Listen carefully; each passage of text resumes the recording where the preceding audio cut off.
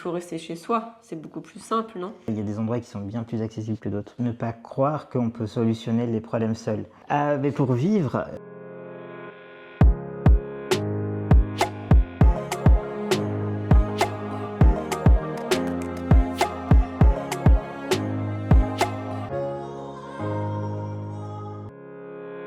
Bonjour à tous, vous êtes sur la chaîne Vivre l'impossible. Je suis avec Kevin et je m'appelle Aurélie. On est là du coup sur cette chaîne pour partager avec vous une réalité de vie en chaise roulante. C'est axé sur la découverte, l'entraide et l'aventure. Aujourd'hui avec Kevin, du coup, on va vous parler des réflexions que Kevin doit faire avant chaque sortie pour savoir effectivement si la sortie est faisable et comment. voilà, un peu mon quotidien en fait. Voilà. Tout à fait. Le premier point, c'est l'effort physique que ça va te demander de sortir de chez toi et en fonction de l'endroit où tu dois aller. La première chose, c'est de voir où moi je me situe par rapport à ma fatigue à moi. J'ai une mucopolysaccharidose. Déjà, rien que le fait de se déplacer est plus fatigant.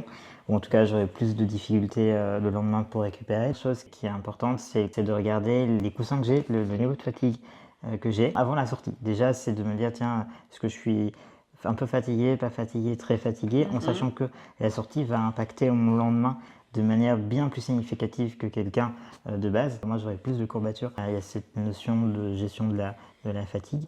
Donc, on a fait une petite vidéo sur ces histoires de coussins et comment prendre en compte ces douleurs. Et donc, du coup, vous pourrez aller voir, on vous mettra en description le lien. Et puis après, il y a aussi simplement savoir la difficulté physique d'y aller. Faire des efforts physiques pour me déplacer vont aussi causer plus de fatigue le lendemain. Ce serait quoi les efforts physiques, du coup, que tu dois prendre en compte? Déjà, la distance parcourue en chaise roulante, Ouais. c'est déjà un effort. Est-ce qu'elle est parcourue à pied? Est-ce qu'elle est parcourue, où je me pousse moi-même? Est-ce qu'il y a un bus ou pas, par exemple? Puis simplement, s'il y a d'autres efforts, la pente, par exemple, le dénivelé. Okay. S'il y a des marches aussi. Ouais. Le rendez-vous est au 5e étage d'un bâtiment.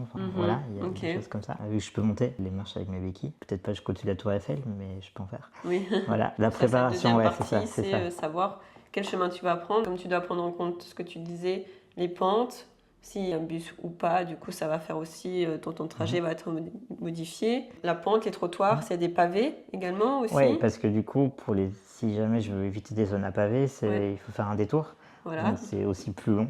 Donc le temps de trajet n'est pas le même. Oui. Tu dois prendre ça en compte. Donc tu vas pas forcément prendre le chemin le plus court.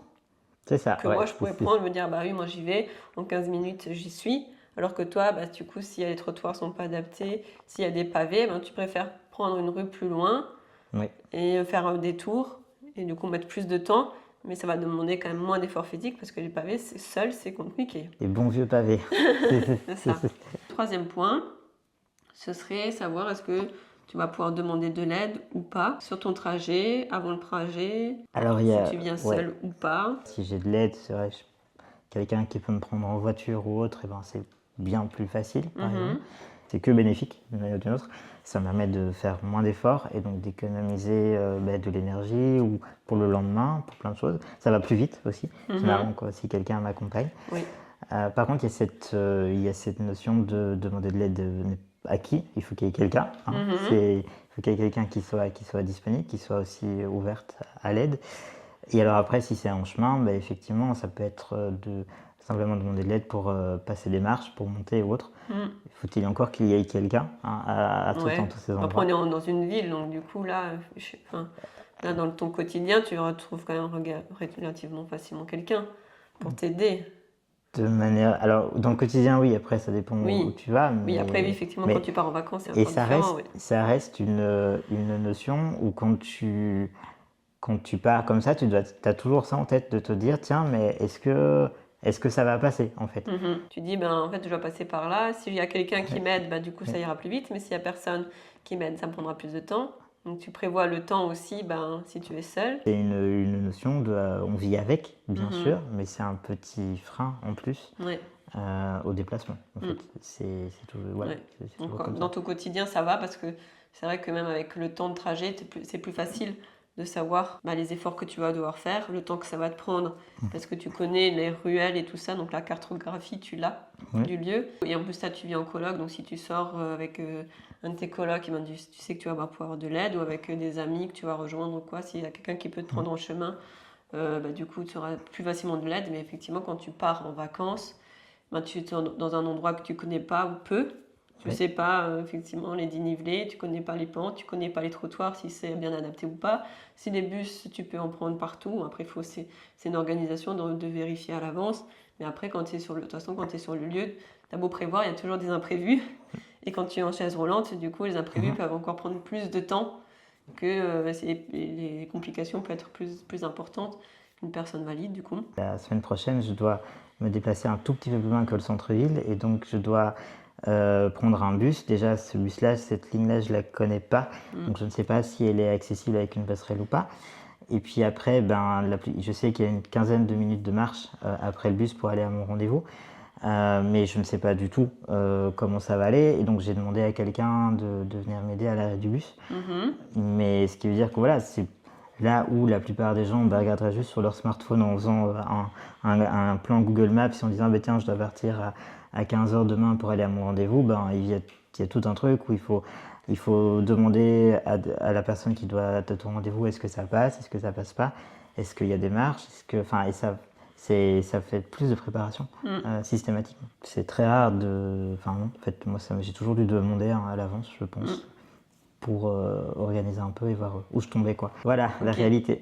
Bon, alors Kevin, peut-être en fait, ce qu'on est en train de se dire, c'est plutôt que il faut rester chez soi. C'est beaucoup plus simple, non? Toute cette petite contrainte, effectivement, ça force beaucoup de personnes en chaise roulante ou en handicap en général quand on commence à faire la liste de tout ce qu'il faut vérifier avant, on n'a plutôt envie de rester à la maison et de pas sortir.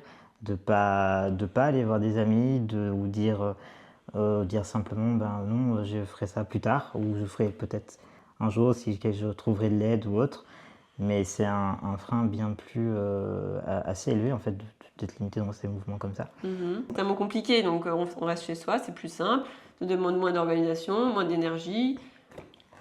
Pourquoi sortir alors? Mais pour vivre, c'est fondamental pour avoir des contacts sociaux, pour vivre, la vie n'est pas prévue pour rester enfermé à la maison.